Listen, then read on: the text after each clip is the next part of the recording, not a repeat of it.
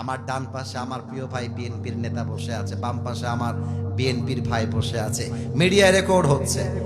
একটা কথা আজকে বলছি, মিডিয়ার ভাইরা এটা আপলোড দিয়ে দিবা, আমার বিএনপির ভাইরা ইসলামের বিপক্ষে নয়, আমার জামাত ইসলামের ভাইরা ইসলামের বিপক্ষে নয়। আমার কথা, বিএনপি যদি মুসলমান হয়, জামাত ইসলাম যদি মুসলমান হয়, আহলে হাদিস যদি মুসলমান হয়, যদি আমরা সকলেই সাধারণ জনগণ মুসলমান ঘরের বাচ্চা হই, তাহলে আমাদের দাবি দল মত নির্বিশেষে আগামীর পার্লামেন্ট চলবে আল্লাহর কোরআন দিয়ে। এই ক্ষেত্রে কোনো দল মত মানি না। আমার কথা আমি জানি এই কথা অনেকের গায়ে লাগবে, কারণ মৃত্যু কবরের ওয়াজ শুনতে অনেকের পছন্দ হয়। বাট যখন আমরা বলি জমিন যার আইন চলবে তার, জমিনটা আল্লাহর, আইন চলবে আল্লাহর, অনেক মুসলমান নামের বেঈমানের গায়ের মধ্যে জ্বালা পড়া শুরু হয়ে যায়। আমাদের কথা একটা, আগামীর বাংলাদেশে আমরা কোনো ব্রিটিশ আইন দেখতে চাই না, গণতান্ত্রিক আইন দেখতে চাই না। আগামীর বাংলাদেশে প্রত্যেকটা সংসদে সংবিধান পাশ হবে আল্লাহর এই কোরআন থেকে। হাত তুলে বলো সবাই ঠিক কিনা?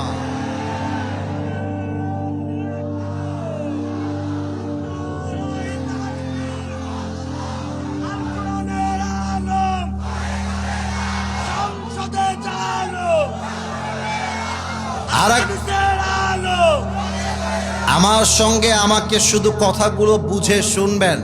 কবরে গিয়ে আপনি প্রশ্ন উত্তর মুখস্থ করে যাবেন। বিএনপির ভাইয়ারা শুনবেন, আমি আসিফ হুজুর আপনাদের শত্রু নই। আমার মতো বন্ধু আপনি পুরো বাংলাদেশে আর কাউকে খুঁজে পাবেন না। আমি আপনার ভালোবাসার মানুষ হয়ে বলছি, আপনি পরীক্ষার হলের প্রশ্ন, আগামীকাল রাজশাহী কলেজে আপনার পরীক্ষা আছে, প্রশ্ন পড়বেন বাংলাদেশের রাজধানীর নাম ঢাকা, ঢাকা, ঢাকা। বাংলাদেশে সবচাইতে বড় সমুদ্র সৈকত কক্সবাজার, কক্সবাজার, কক্সবাজার। মুখস্থ করছেন।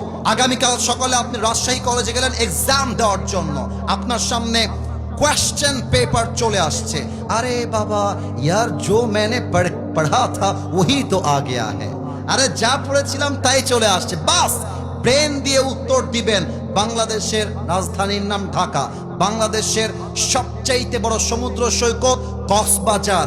মিয়া, দুনিয়ার মাটিতে ব্রেন দিয়ে উত্তর দেওয়া যায়, বাট কবরে প্রশ্নের উত্তর ব্রেন দিয়ে নয়, ঈমান, আমল এবং চরিত্রের মাধ্যমে দেওয়া লাগে।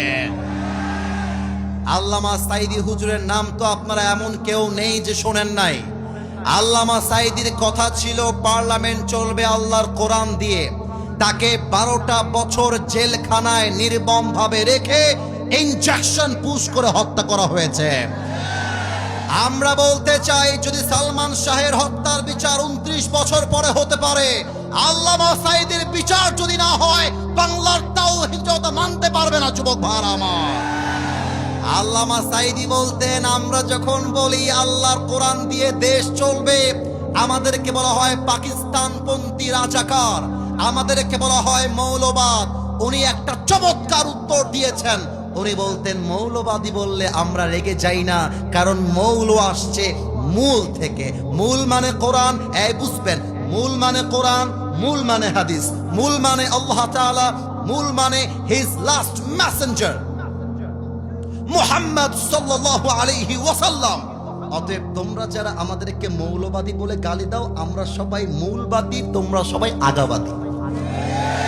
এবার বাঘাবাসীর মেধাকে জাস্টিফাই করতে চাই, উত্তর ঠাস করে দিলেই হবে না, বুঝে দেওয়া লাগবে। এই বাঘার ছেলে পেলে, গাছের আগায় শক্তি বেশি না গোড়ায়? আগায় না গোড়ায়? তো উনি বলতেন, বেটা তোমরা থাকো গাছের আগায়, আমরা থাকি গাছের গোড়ায়। বাড়াবাড়ি বেশি করতে আসলে 16 কোটি মানুষ মিলে একটা ঝাঁকুনি মারবে, মামুর বাড়ি দিল্লি গিয়ে পড়বা, দিল্লি গিয়েই তারা পড়েছে। অতএব আগামীর বাংলাদেশে ইসলামকে মাইনাস করে যারা ভারতের দালালি করতে চাইবে, ওর পিঠের চামড়া একটাও থাকবে না আমার বাঘার ভাইরা। আমাদের ধর্মের নাম তাহলে কি? ইসলাম কি নামে না কাজে? এবার ফেরেশতা 4 নম্বর প্রশ্ন করবে, বলবে, রে বাবা, রে বাবা, এ তোমার বাড়ি কোথায় গো? তুমি এতগুলো উত্তর কেমনে দিলা রে ভাই? ওয়ামা ইলমুক।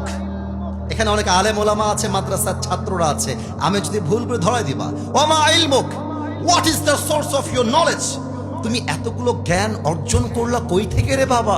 তখন আমরা বলবো আমাদের জ্ঞানের উৎস একটা কিতাব। বলেন তো কিতাবটার নাম? মাশাআল্লাহ, আওয়াজটা 95 ভাগ এসেছে, 100 ভাগ আসতে হবে। কিতাবটার নাম? আরো জোরে, কিতাবটার নাম? এবার একটু ইমানের প্রশ্ন করছি, উত্তর দিবেন। বিএনপি বুঝি না, জামাত বুঝি না, ইসলাম হয়ে মুসলমান হয়ে উত্তর দিবেন। বলেন তো পার্লামেন্টে কোরআন চাই? আরো জোরে চাই? দেশ চলবে কোরআন দিয়ে, আমরা চাই। পার্লামেন্টে কোরআন গেলে কি হবে? পার্লামেন্টে কোরআন গেলে এই দেশে চাঁদাবাজি বন্ধ হয়ে যাবে। পার্লামেন্টে কোরআন গেলে কি হবে? এই দেশে সুদ বন্ধ হয়ে যাবে। পার্লামেন্টে কোরআন গেলে কি হবে? এই দেশে ঘুষ বন্ধ হয়ে যাবে। পার্লামেন্টে কোরআন গেলে কি হবে? এই দেশে টেন্ডারবাজি বন্ধ হয়ে যাবে। পার্লামেন্টে কোরআন গেলে কি হবে? রাত বাজে 2টা, রাজশাহীর শহরে একজন যুবতী মেয়ে, সুন্দরী মেয়ে হাঁটবে, কোন বাপের বেটার ক্ষমতা হবে না তাকে রেপ কিংবা ইফটিজিং করবার। কোন একদিন এদেশের আকাশে কালেমার পতাকা দুলবে, সেদিন সবাই খোদাই বিধান পে দুঃখ বেদনা ভুলবে। ঠিক কিনা বলে? সেদিন আর হবে না হাহাকার, অন্যায় জুলুম অবিচার, থাকবে না অনাচার, দুর্নীতি কদাচার, থাকবে না অনাচার, দুর্নীতি কদাচার, সকলেই শান্তিতে থাকবে।